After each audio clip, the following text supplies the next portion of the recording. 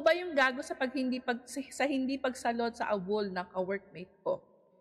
I, female 20, just got a job at may ka-workmate ako na laging awol, female 22. For context, nagpa-request ako ng rest day kasi buong buwan akong hindi binigyan.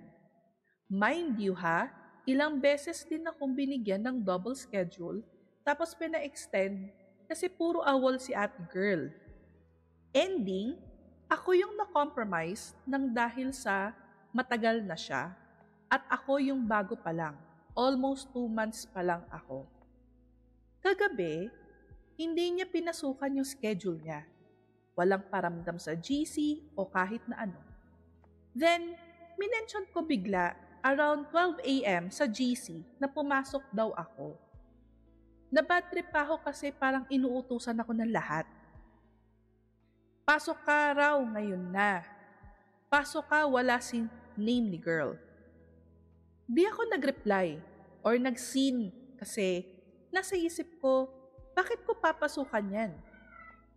Bakit ako na naman ang magko-compromise para sa kanya? Ilang beses na yung ganyan ni isang MOD. Walang sumasaway. Sabi ko sana sumasayaw. Sumasaway or nagko-call out sa kanya. Parang unfair lang. Di ko talaga pinasukan, lalo na at di ko pa nakukuha yung sweldo ko ng 2 cut-off.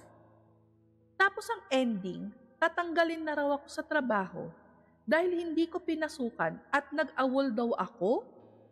So, ako ba yung gago sa hindi pagsalo ng awol niya?